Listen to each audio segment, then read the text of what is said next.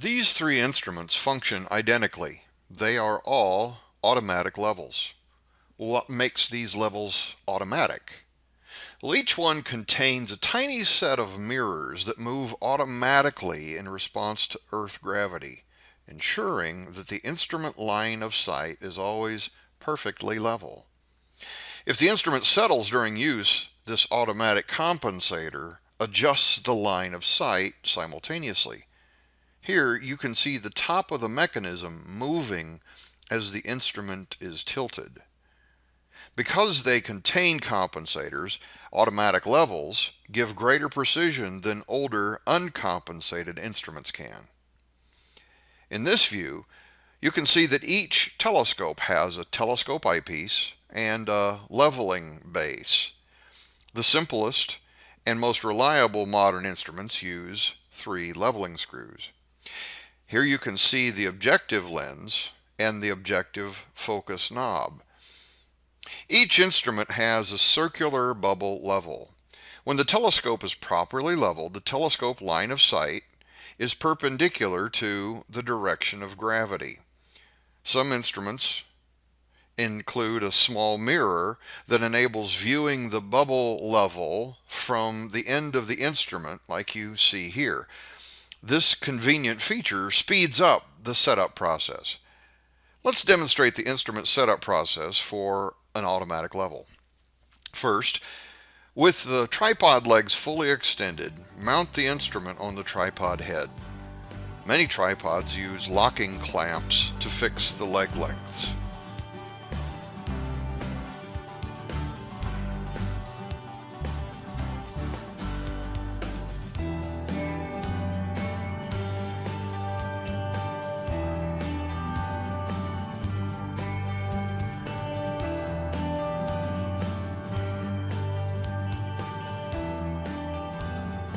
Here's a closer view showing how to attach the instrument to the tripod.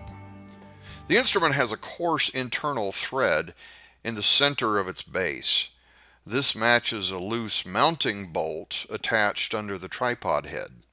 Thread the bolt into the base, but before tightening it, align the 3 leveling screws with the 3 corners of the triangular tripod head. This will simplify the remainder of the setup. When you extend the tripod legs, adjust them to ensure that you'll stand comfortably with the eyepiece at your standing eye level. You are more likely to misread the level rod when you're bent over like this. Next, move the instrument to a convenient location and spread the tripod legs evenly apart, keeping the tripod head nearly level. When you move the instrument around your project site, carry it in the upright position while still mounted atop the tripod. Spread the tripod feet at least 3 feet apart to make the tripod stable. If they're too close together, the whole thing will be top-heavy and unstable.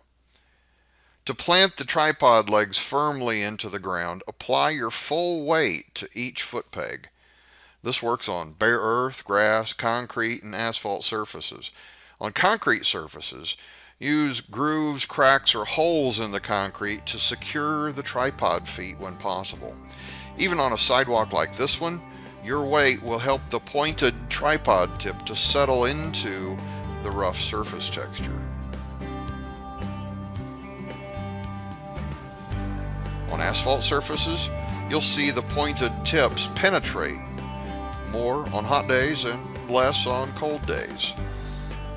When you must set the tripod on a hillside, set 2 of the tripod legs on the downhill side of the instrument, as you see here, for stability. After planting the tripod feet, you'll be ready for the first of 2 phases of leveling, and that first phase is coarse leveling.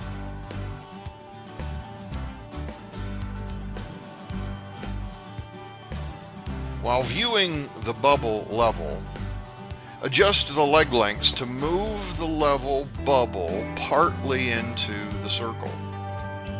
First, watch how a centered bubble moves when the tripod leg length changes. When I shorten the leg under the eyepiece here, you see the bubble move away from that leg.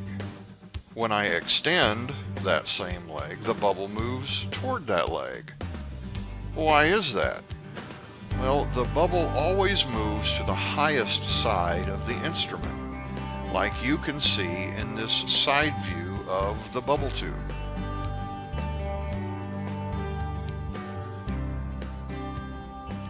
Here's a trick I use to change the leg length. Notice how I grip one of the upper rods of the tripod leg and press my thumb on the lower half of the leg.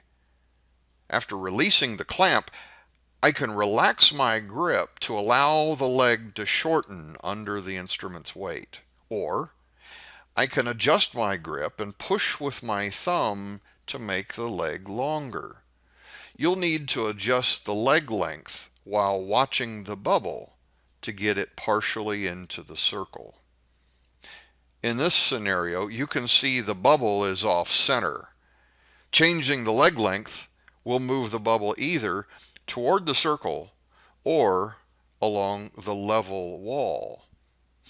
In this case, it moved along the level wall.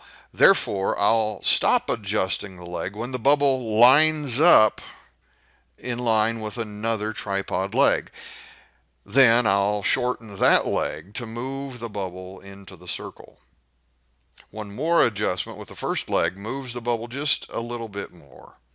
Now, this is the end of the coarse leveling phase. Now, to fine level the instrument, that is in the second phase of leveling, center the bubble by adjusting the leveling screws using the left thumb rule. Before I explain the left thumb rule, let's see how we must level the instrument in two directions. Using two screws simultaneously, you can level the instrument left to right and right to left. Since the knobs in the leveling base are actually turning on screw threads, you're shortening one screw while extending the other. Well, using the third screw alone, you can level the instrument back to front and front to back. So the left thumb rule works this way. With the eyepiece centered between two leveling screws, turn those two screws at the same speed in opposite directions.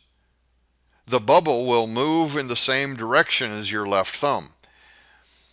Use these two screws simultaneously to move the bubble left to right and right to left. Then, to move the bubble forward or back, use the third screw by itself. When the bubble is centered, turn the instrument 90 degrees roughly and ensure that the bubble returns to the circle. If it doesn't, adjust the screws and recheck it. If upon rechecking it, it's still not centered, well, then the instrument may require maintenance. Now, with fine leveling complete, you're ready to aim and measure. This instrument has an aiming sight. Light shining on the front of the aiming sight illuminates a white arrow like this one. When the white arrow roughly aligns with the level rod in the distance, you'll find the rod easily through the telescope. This instrument simply provides a groove along its top side to assist with rough aiming. This one has simple aiming sights like you would find on a rifle. Use your aiming sight along with your slow motion screw to find the rod easily. Each of these three instruments has a slow motion screw. The slow motion screw has a knob on both the left and right sides. Turning either knob will adjust the instrument direction smoothly and slowly and help you refine your aiming. Your first look through the instrument usually gives a blurry view, so adjust the objective focus knob, that is the biggest knob, until you see the rod markings.